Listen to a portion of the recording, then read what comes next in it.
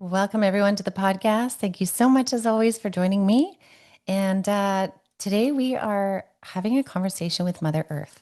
Now, this is so interesting because when I went to tune in and see who was going to come forward today, I had said that I wanted to speak with Mother Earth, but I kind of left it because the other day I wanted to speak with Mother Earth and I couldn't quite connect in. I couldn't quite reach her. Not in a negative way, but I just couldn't quite reach her. And so then this morning, when I was coming to record the podcast, I was asking my guides, three guides of the light, did you want to share something? Arcturians, did you want to share something? Pleiadians, did you want to share something? And I could feel them all, but they were at a distance. And I was like, oh, am I not meant to share something?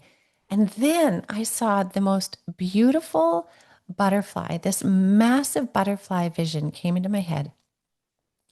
And I was like, oh, are we talking to the elemental realm? And right away, that butterfly brought me right down into Mother Earth. And I connected into Mother Earth so strongly. It was, it was like this magnetism. And if I could only express the amount of energy that I feel moving through me right now, I mean, maybe you'll be able to hear it in my frequency or feel it through my voice. But the energy of Mother Earth is really strong right now. And she has a lot to say. I had to hurry up to try and keep up with the pieces that were coming through. So we're going to dive in and hear what Mother Earth has to say right now about, kind of what's going on and how she is feeling, what she's willing to share. And it's very interesting. So let's dive in. I mean, I have one, two, three, four, five, six, seven different points that she wants to share. So we're going to dive into them. So first thing that she showed me after this butterfly, which a butterfly is always a beautiful symbol of transformation, right? Amazing transformation. And this transformation for her, she says, has been a long time coming. And when I asked her about what's been happening with, the currents around the poles changing, right? Like the ocean currents changing that people are talking about, and scientists are like, this has never happened. I've heard some people say this has happened, but not for hundreds of years. For her, the way that she described it, which I thought was really interesting, was how how like crabs or hermit crab, that's a better one, how a hermit crab will ditch one shell for another. And so she said, in essence, what she's doing is she's kind of cracking this shell. And I'm not saying hermit crabs crack their shell, but she's cracking this shell that has kept her constrained, if you will. And she says, this may come across as a very bumpy ride. That was one of her points. This may come across as a very bumpy ride for many of you in terms of like earthquakes and different world events, right? Planetary events. She's saying, but it's necessary in order for her to further shift her frequency and counteract the challenger. So the challenger was another point of hers. So with this bumpy ride, her focus is on creating the most harmony on this planet as possible. That is so incredibly important for her. But in order to counteract the challenger, which seems to be the energetics of humans pillaging the planet, she has to shift something. She has to shift the shell frequency that she's carried for a long, long time into a new one. And so she's saying that this is why there's going to be some aspects of pain and discomfort that we experience. And this isn't this isn't said as a blanket statement that it just makes all natural disasters no big deal because it's part of the plan. It's not that at all. I'm talking on this very um, high level conscious frequency where she's needing to shift something on a planetary scale. She's saying the only way that we can understand this is to rise above it and see this from her perspective. And essentially, she's been at this crossroads for a while in shifting her frequency, shifting the way things work on the planet, shifting this shell. And again, this shell, she keeps showing me is like a frequency, a way that things work on the planet, right? Like the hermit crab shell is a certain way, but there's a point in which the hermit crab outgrows that shell. And when it outgrows a shell, it has to leave that one and find a different one. So she's in this point right now of transforming her own energy and energy frequency. She's letting go of almost like an old aspect of ego self, if we want to compare it to that, to bring in a new energetic frequency. And again, like she said, this is a long time coming that she's been at this crossroads, and she's been growing and ascending and helping us in our frequencies for so long. But there is this disregard of humanity in still, I mean, it depends on where we look, right? We can look in some ways and see that people are doing amazing things in coming up with new supportive, um, supportive renewable energies and replanting forests and, saving the oceans and cleaning up the oceans. Like there are so many beautiful initiatives. So this is not all doom and gloom. But she's talking about this challenger. There is still a challenger. There is still a significant amount that is pillaging the planet. And so she is having to shift things in a way that affects people. So it's not Mother Earth choosing to affect people and make this happen so that this happens to this community or this happens to this community. It's not about that, but it's about having to shift it for her longevity.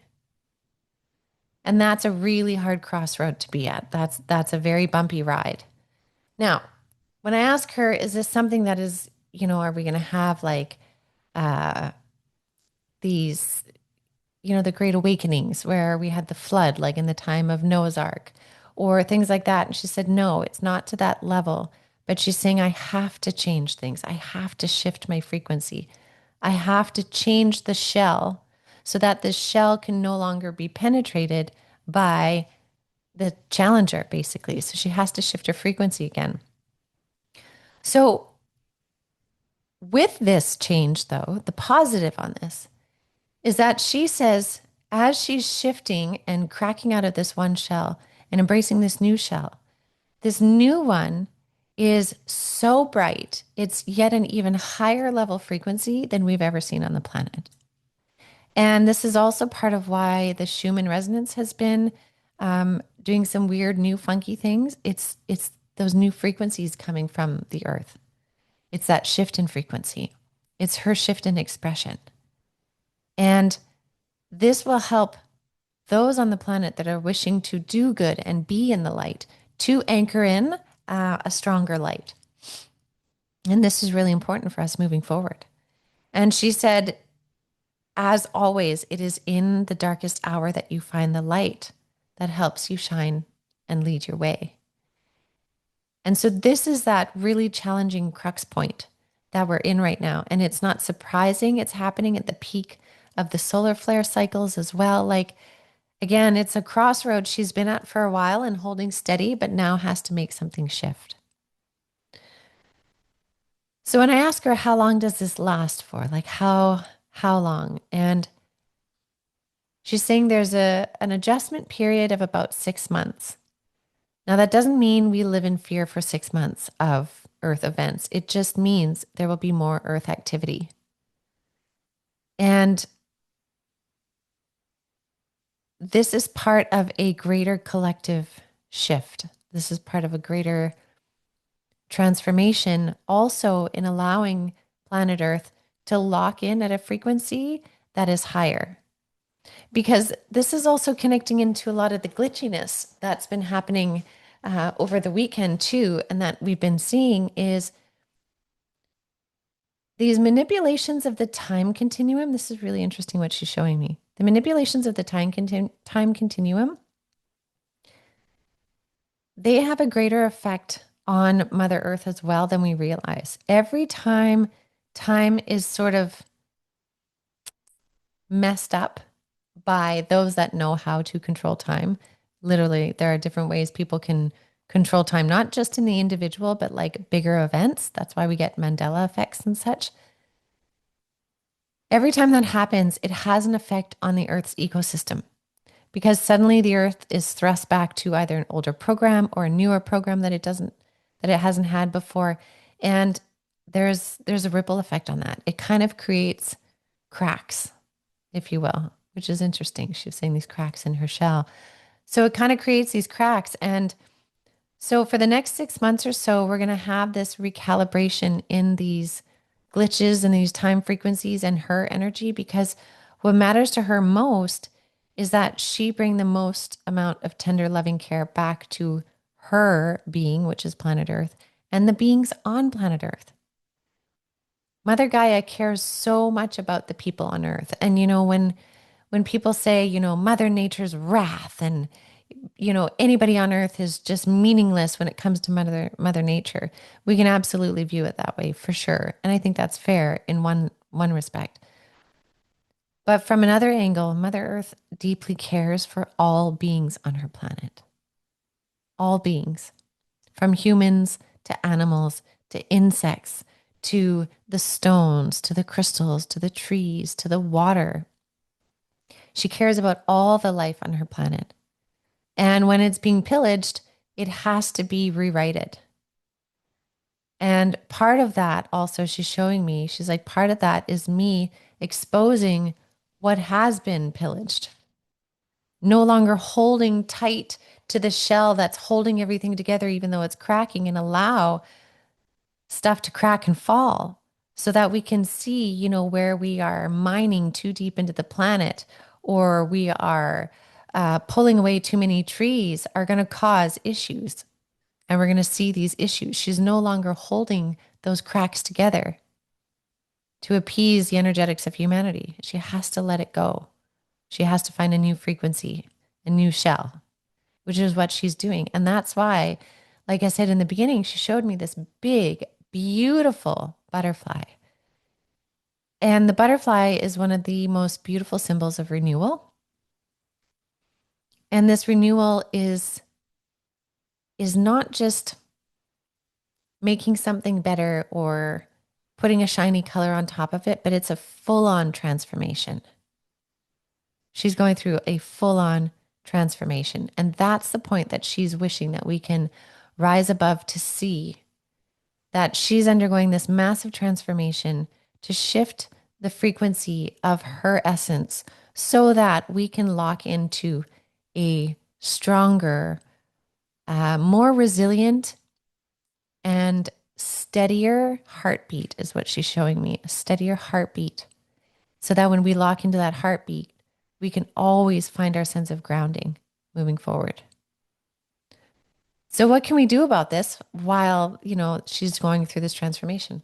Well, we can go through our own personal transformation and connect into the earth. Give the earth the love that it needs.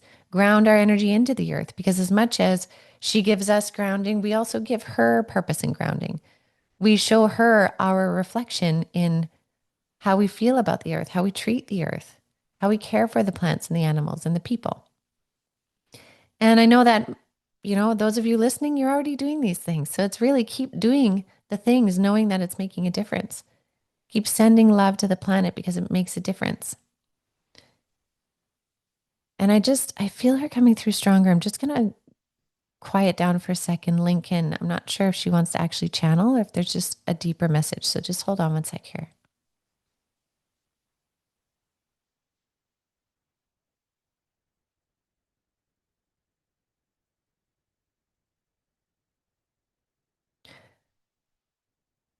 Okay, she's saying there are still many on this planet that fear the demise of the planet itself. They fear this energy that the planet will implode, that a meteor or some sort of something will hit the planet and it'll just implode, cease to be, or the solar flares will send out a flash and it will just burn the planet and there'll be nothing left. She said that's not in the cards and that's not where this is going. Her embodiment is meant to thrive and is meant to be lush and is meant to be bountiful. And it is meant to be held in balance. And in that balance, There is light and dark. There is life and death in that balance. That's a part of the balance of incarnation. She's saying, but that balance can be held in more harmony than what it is right now. And so that's what she's trying to bring it back to. Because for her to see the ways in which these cracks have affected humanity and affected animals, she's showing me even, the wildfires that have just scorched the earth in so many places. She's showing me Australia specifically a while back, to floods that have happened recently, earthquakes. She says it breaks her heart when those cracks fail in such a massive way. And again, she keeps showing me this balance between there is life and death on our planet. It's a part of it. Seasons come and seasons go. She's saying, but the way in which these things are occurring of late is too much for her to bear. She can no longer hold these cracks, has to let them fall in order to transform. She has to leave sort of the safety of an old, squished hermit crab shell, run out exposed to find a new one that fits better, that has more space for her to be. So we're in that liminal space right now. And that's the challenger piece for us right now. And that's the challenger piece for her. And so she's wanting to express this so we can understand it. So we don't think that, these old, outdated ideas of the gods are punishing people or things like that. She said, it's not that. Something needs to change. And she's changing it, but she's doing so with the highest compassion for what it takes to have to change frequency. And I think this is so incredibly powerful. And so she wants me to remind you all again of this light that can be found in these transformations. And she's saying, remember that all things are connected. Everything is connected. So she's saying, when the earth acts in a certain way and people's lives on this planet are ended, the universe is always there to support them in their transition so that no one is ever lost and left alone. She's saying, do know that it runs so much deeper than simply what we see on the surface. And she doesn't say this in a way to just make earth events seem like no big deal, but she says it with a heart of compassion of a great mother that never wants to see anything happen to her beloved children, be that plant, animal, human, earth, and water. And so she says again, in this darkest hour, you will find the light that will shine through you and lead the way. And as you find your light, she will be shining her light and holding a stronger, better, sturdier frequency as we continue moving forward, knowing that all things are connected. That's really powerful. And that's not all that I expected that would come through. So I am hearing this for the first time, as all of you are right now too. And it's beautiful. It's heavy. It's interesting to see how things work behind the scenes. It's delicate to see how, planetary consciousness has to balance all the beings on it, how there is life and death no matter what. When we come into an incarnation, there is life and death, period. It doesn't make it easy. But I think it's beautiful. She's trying to give some of her perspective, this higher perspective, so we can gain some understandings and clarity on the shifts and the transitions we're seeing on the planet right now. Because when we can see it from that higher perspective, sometimes we can catch our breath. Sometimes it can bring us peace. Sometimes it can just give us something more to think of. And it is giving us knowledge and wisdom that we may not have received several years ago because our consciousness wasn't ready, couldn't possibly see it from this perspective. But it's giving us something to ponder as we move through these massively transformative times on our planet, right? Like been experiencing and will continue to experience. We are all here in this massive change point time to transform alongside Mother Earth, fulfilling our roles in different ways, everybody having a unique reason why they're here, and leaving an imprint. And so it's a very powerful time. It's a powerful time to be here. And it's really something I'm going to reflect on this week too. So I'm very grateful that this came through. I hope this helped bring some awareness, some understanding, some compassion, some solace, depending on your experience and what you're working through and healing from and involved in.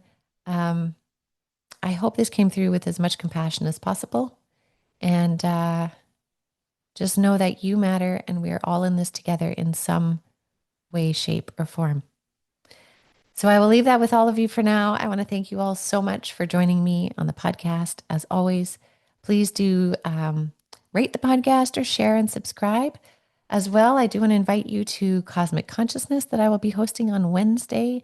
And it's about connecting into the soul star chakra.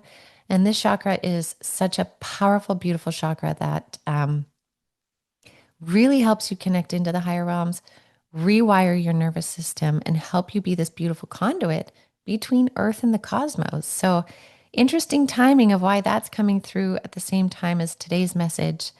So, I will leave that with all of you. Lastly, I do want to say I'm going to be out of my office this week, so I won't be doing any tune into spirit readings, but I will definitely bring those back next week when I'm back. So I wish you all a beautiful week, everyone. Thank you so much for your time and your ears and your hearts, and I will see you all next week.